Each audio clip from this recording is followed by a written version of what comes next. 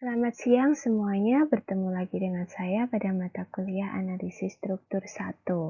Pada pertemuan minggu yang lalu, kita sudah mempelajari tentang konsep-konsep dan prinsip dasar dari suatu keseimbangan, kemudian menguraikan dan juga memadukan gaya. Untuk pertemuan hari ini, kita akan mempelajari tentang pembebanan yang ada di dalam suatu konstruksi. Masih ingatkah kalian tentang konsep dasar di dalam teknik sipil? Ya, baik. Jadi, di dalam mekanika itu terbagi menjadi tiga, yaitu mekanika benda tegar, mekanika benda berubah bentuk, dan juga mekanika fluida. Di dalam mekanika fluida sendiri itu terbagi menjadi dua, yaitu bertekanan dan juga tanpa tekanan. Sedangkan di dalam mekanika benda tegar itu terbagi menjadi dua, yaitu statika dan juga dinamika. Yang sering kita gunakan di dalam merancang suatu analisis struktur itu adalah ilmu statika.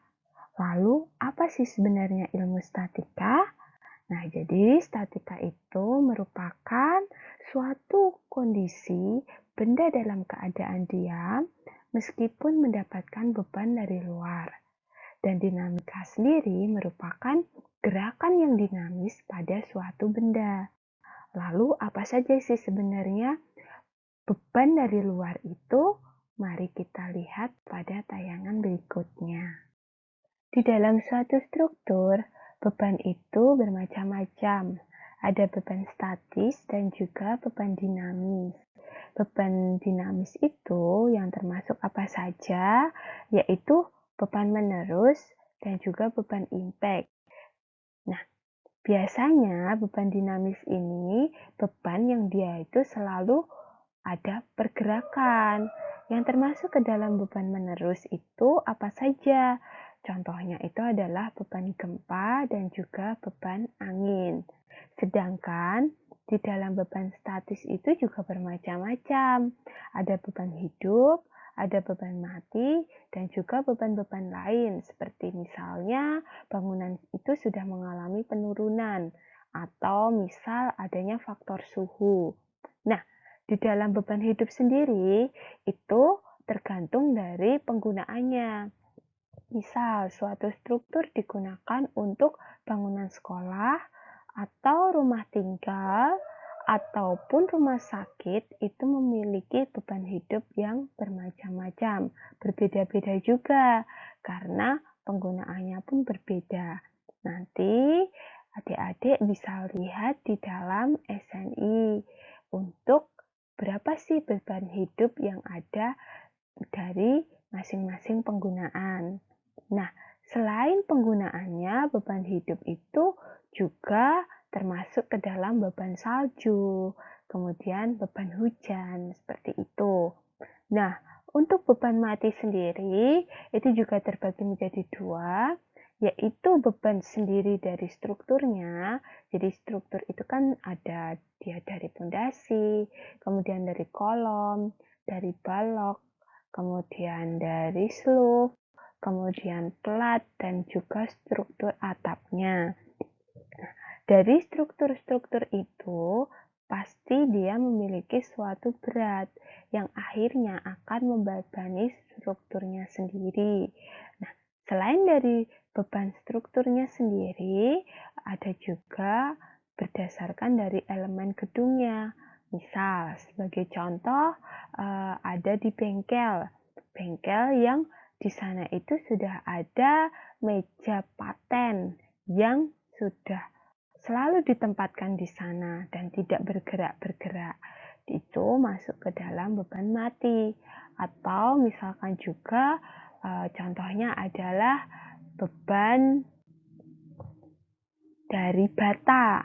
Bata itu kan tidak mungkin dia akan bergerak-bergerak, maka dia masuk juga ke dalam beban mati. Selain itu, ada juga misal dari keramik, kemudian dari plesteran, atau arsitek-arsitek lainnya yang tidak masuk ke dalam struktur bangunan. Spesifikasi pembebanan struktur mengacu pada Peraturan Pembebanan Indonesia atau SNI, Uniform Building Code, atau International Building Code. Nah, untuk melihat berapa sih besarnya beban hidup yang ada pada struktur, adik-adik bisa melihat SNI 1727 tahun 2013 tentang beban minimum untuk perancangan bangunan gedung dan struktur lainnya. Nah, di sana nanti adik-adik bisa lihat berdasarkan dari fungsi bangunan itu. Misal, bangunannya sebagai rumah sakit atau bangunannya untuk pendidikan atau untuk rumah tinggal. Nanti sudah disajikan di sana. Nah, kemudian untuk beban hidup sendiri dilihat berdasarkan masing-masing kegunaannya. Misal dia digunakan untuk ruang tamu atau dia digunakan untuk koridor seperti itu, karena nanti masing-masing kegunaan bangunan itu nilainya akan berbeda-beda. Nah, yang perlu adik-adik perhatikan adalah karena tadi dari beban statiknya sendiri itu kan bermacam-macam. Ada beban hidup, ada juga beban mati.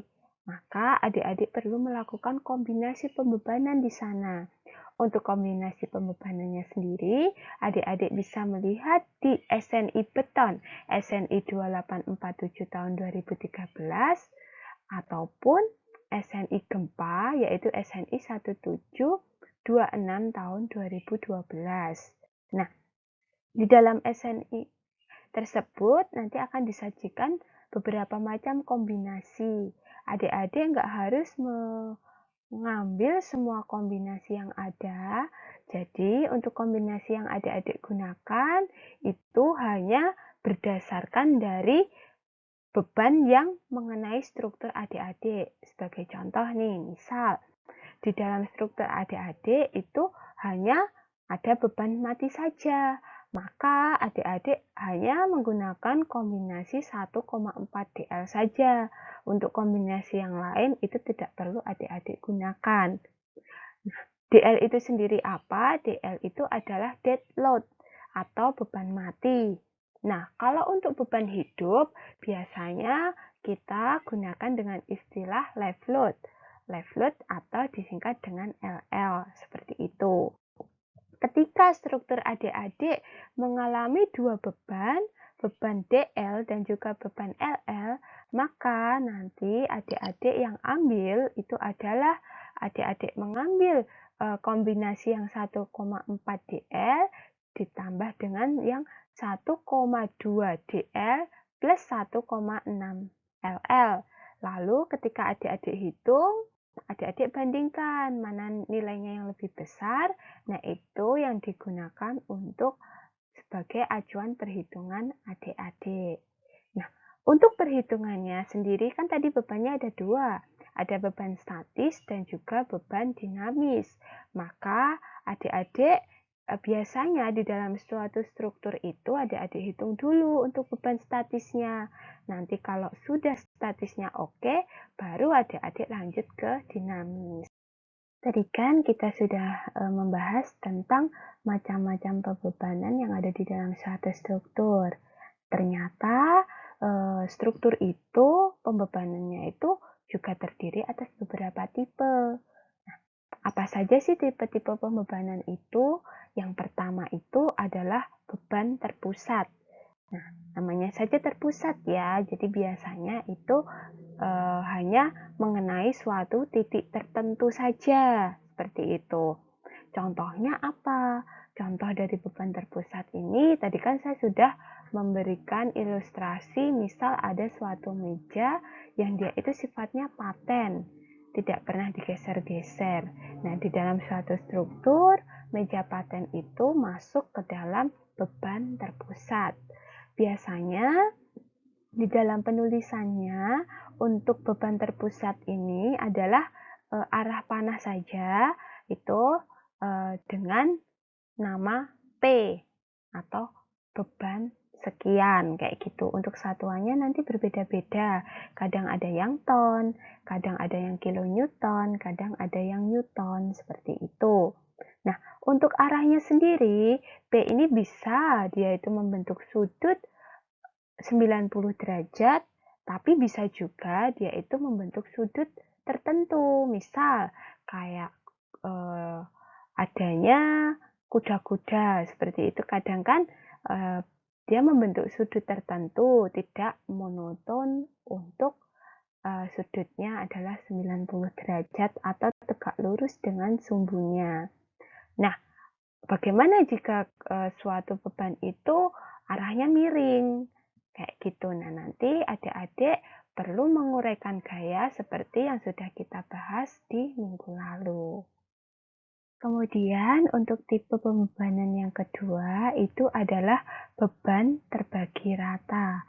Maksudnya di sini apa? Jadi misal di suatu struktur itu dari pojok sampai pojok itu bebannya itu sama, rata gitu, sebesar berapa? Seperti itu. Sebagai contoh, aplikasinya itu apa?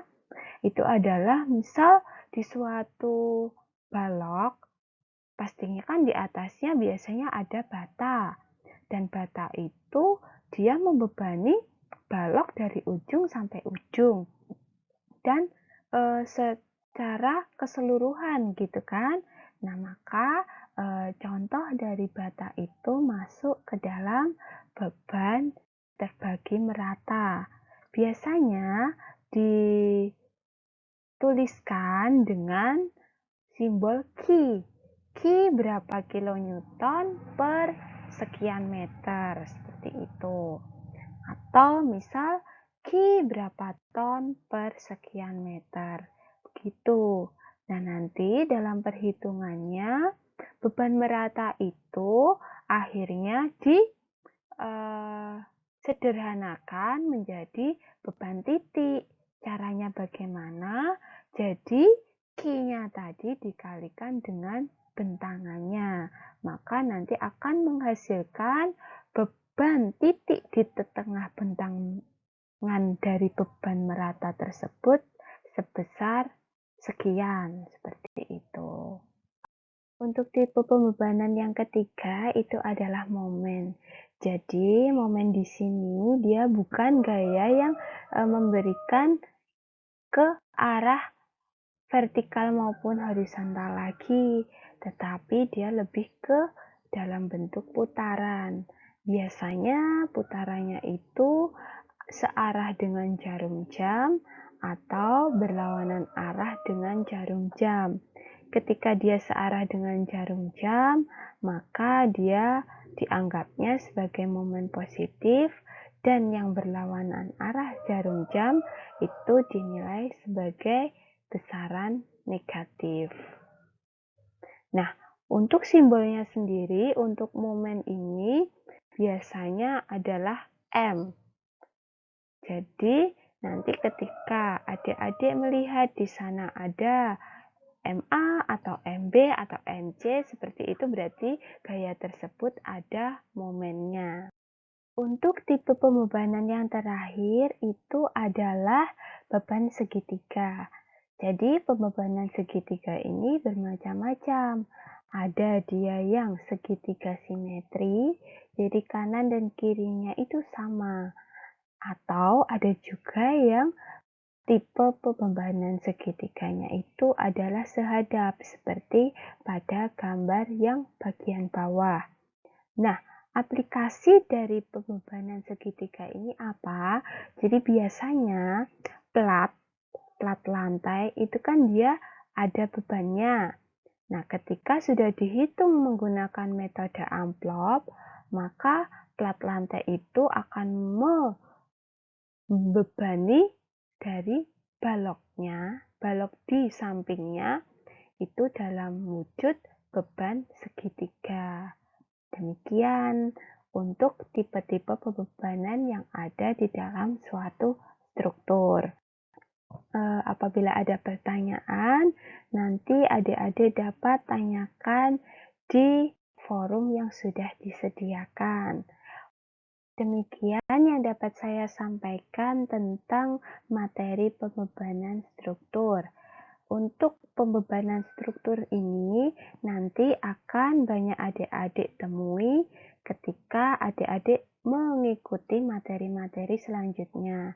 Terima kasih sudah menyimak materi ini dari awal hingga akhir. Semoga materi ini dapat bermanfaat.